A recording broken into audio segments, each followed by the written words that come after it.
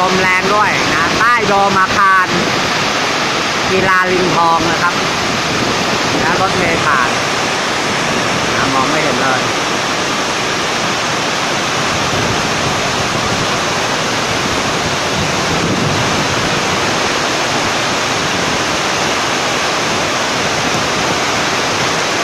แรงมากครับลมพัดย้อนไปย้อนมา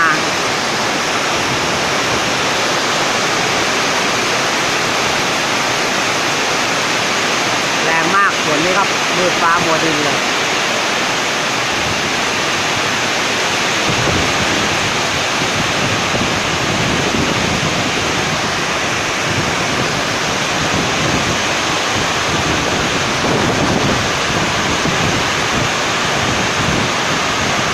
แป๊บเดียวนะครับ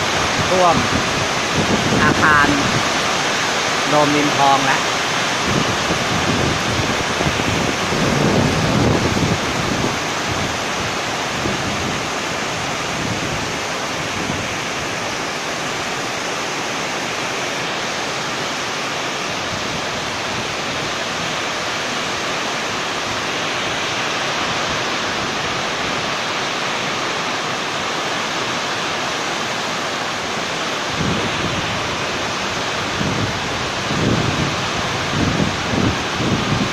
ทีนี้ฝนชุกจริงครับ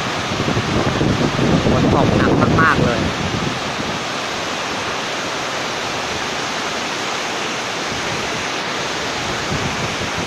จะมาออกกำลังกายครับมีทั้งไม้เทนนิสแล้วก็ลูกบาส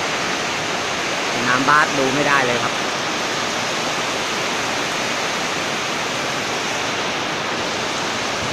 ลมแรงฝนเม็ดเบิ่มเลย